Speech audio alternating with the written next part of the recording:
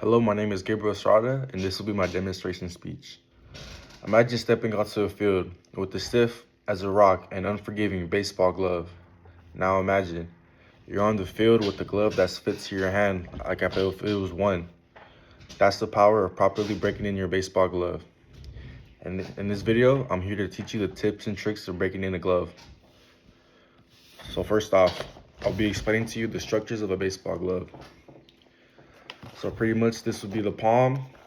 This area right here would be considered a pocket where you would catch the ball, and this would be each finger of the glove. This glove is actually kind of special because it's named the 6-finger glove, but in reality, it's just 5 as if it was a hand. This is just an extension of a web. So in a baseball glove, there's hinges to the glove. There's two, one right here and another one right here. That is used to close the glove. So depending on how you would want your glove to be broken in, you could either squeeze the glove like this with what is called one hinge squeeze, or like this, which is considered using both hinges of the glove to catch a ball. And these are also the break-in points used in the glove. So to help a good surface, usually like the pros, how they would use it, it'll be like a leather surface to use. I'm just gonna use a table. I'm gonna use a towel. And then also what the pros do use is a glove mallet, but I do understand that most people do not have a glove mallet. So I'm gonna just use also some stuff that will be laying around the house. If you're specifically a baseball, softball fan, you usually will have this around the house laying somewhere. And also another example of what could be used is a small weight dumbbell. All right. So in the first step is how you would want to form the glove, depending on where you catch it with one hinge or with two. Me with this glove, I'll be showing you guys with two. All right. So for the first step, you would want to break in the glove with one of the hinges on where you would like to close the glove, depending if it would be thumb to pinky or thumb to ring finger or however you would want it. Me, I'm gonna do thumb to pinky. So you would mallet the glove like this on its hinge. I'll demonstrate a couple times. And then also on the other hinge right here.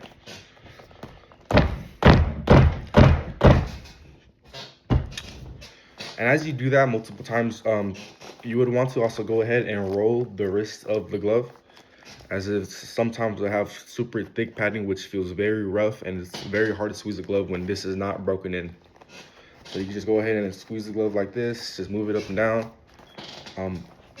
After that, what I purposely like to do is create the pocket of the glove, which you would be catching it. So imagine this is a ball. Right here would be the pocket of the glove. So what I perfectly do, it's all up to you. If you would like to, I like to use a little bit of warm water that you can still be able to touch. I like to pour it into the pocket of the glove, just a little bit, nothing too crazy. When you pour the warm water on the pocket of the glove or any part of the glove in general, it makes the leather more stretchier.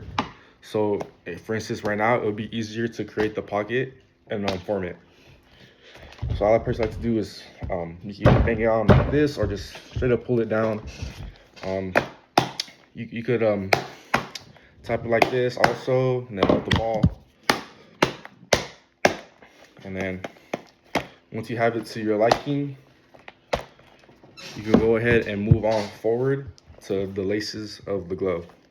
So the laces in the glove is kind of what keeps, it will honestly gives the structure of the glove. It's what keeps it strong. So stretching these out by pulling the fingers apart will make the break-in process a lot easier. And depending on how loose you want your gloves to be, you can stretch it out, or you can even tighten the laces by pulling this lace on specifically this model right here. Each glove model will be different though, but it's very similar. And when it comes to forming the glove, usually by position it's done, but also preference. So usually you'll see like a second baseman, shortstop, they'll push the pinky and roll the fingers in to create more of like a bowl shape to get quicker transfers through. And then on the outfielders' gloves, like this one for outfielders, they'll flare out the thumbs and pinky, give it a wider catching range for those crazy catches you see like over the fence or diving out for a crazy play.